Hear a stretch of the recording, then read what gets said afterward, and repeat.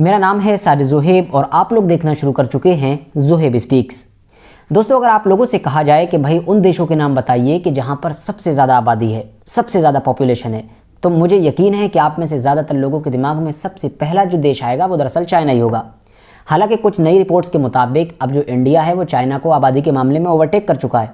India की आबादी ज़्यादा हो चुकी है, मगर फिर भी चाइना ही दिमाग में आता है, क्योंकि चाइना ही वो देश है जो एक लंबे वक्त तक सबसे ज़्यादा आबादी वाला देश दुनिया में बना रहा है। मगर दोस्तों, चाइना के जो कभी अपनी ज़्यादा आबादी के लिए जाना जाता था और जिसने दुनिया में तरक्की भी शायद इसीलिए हासिल कर ली थी क्योंकि उसकी ज़्यादा आबादी थी, अब उस देश की आबादी बड़ी तेज़ी के साथ घट रही है। न सिर्फ घट रही है बल्कि इतनी तेज़ी के साथ घट रही है कि चाइना इसको लेकर बहुत ज़्यादा परेशान है। यूएन की जो अभी एक ताज़ा रिपोर्ट आई है उसमें ये बताया गया है कि सन 2080 और 90 तक चाइना देश की जिसकी आबादी 1 अरब 40 करोड़ के करीब है वो घटकर 45 करोड़ के करीब रह जाएगी। आप सोचिए कि ये तो लगभग 1 अरब के करीब आबादी घटेगी। 1 अरब 40 करोड़ से डायरेक्ट 45 करोड़ पे आ जाएगी।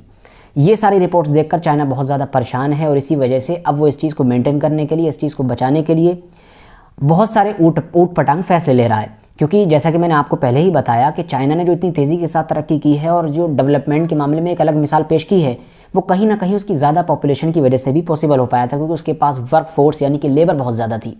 तो अब अगर उसकी आबादी ही घट जाएगी तो उसकी सबसे बड़ी ताकत उसके हाथ से चली जाएगी। जो बहुत सारे ऊट पटांग फैसले चाइना की तरफ से लिए जा रहे हैं, उसी में से एक फैसला भी कुछ दिन पहले लिया गया था।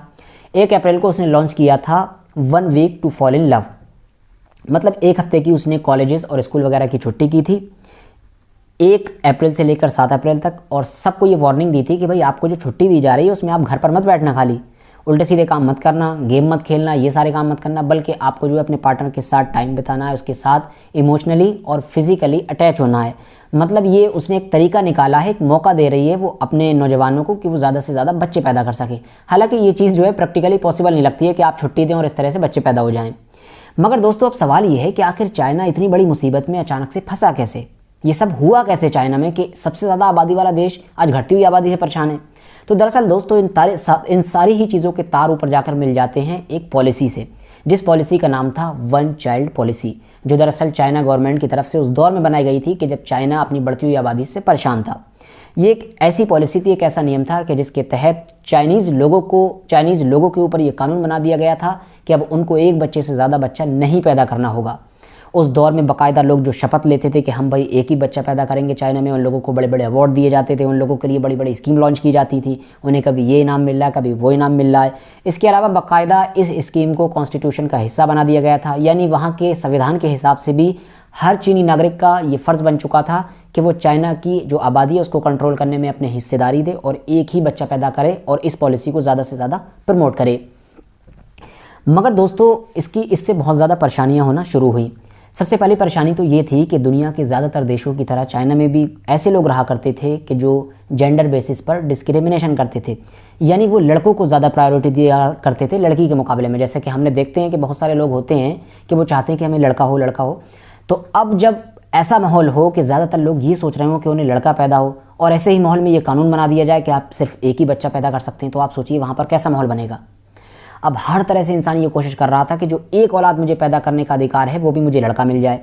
अब अगर उनका लड़का नहीं हो पा रहा था, वो लड़की हो जा रही थी, तो वो क्या कर रहे थे, या तो लड़कियों को कत्ल कर दे रहे थे या फिर उन लड़कियों को चुपके से कहीं दूर छोड़ा रहे थे ताकि वो गवर्नमेंट के रिकॉर्ड में ही ना आए, यानी गवर्नमेंट को पता ही ना लगे कि हमारी एक औलाद ऑलरेडी हो चुकी है। और बाद में दोबारा से बच्चा पैदा करते थे, वो लड़का हो गया तो ठीक, वरना लड़की हो गई तो फिर से उसके साथ वही हाल होता था।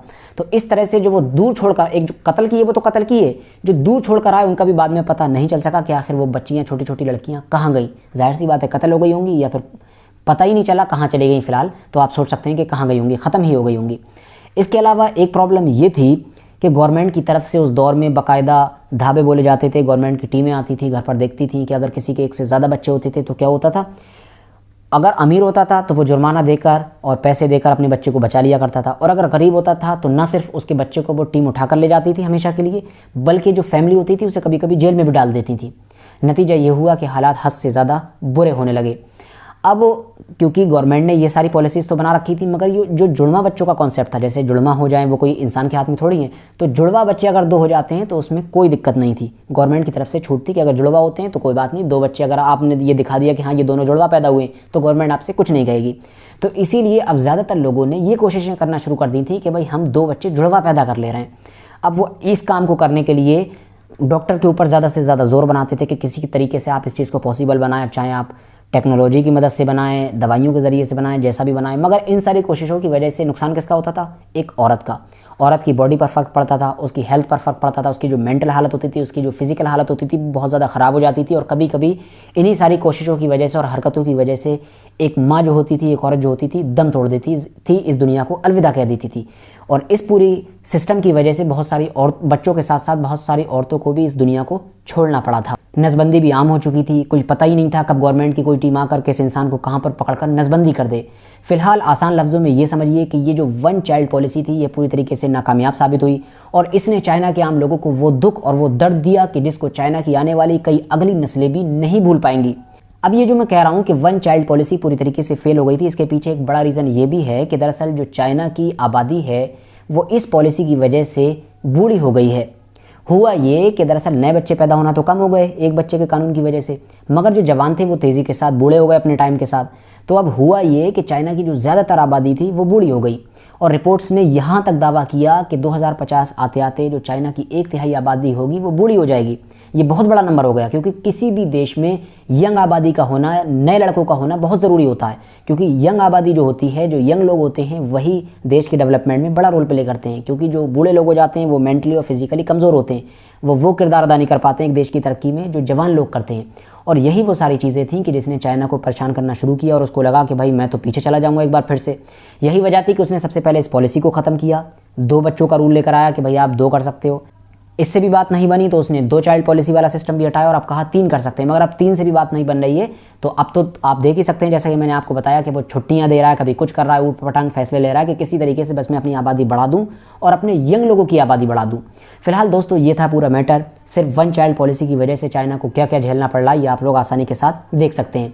वीडियो पसंद आई हो वीडियो को लाइक करना, अपने दोस्तों के साथ ज़रूर शेयर करें और इसी तरह की नॉलेजेबल और अपडेटेड वीडियोज़ हमेशा देखने के लिए मेरे इस नए चैनल को सब्सक्राइब करने के साथ साथ बेल आइकन को भी ज़रूर प्रेस करें।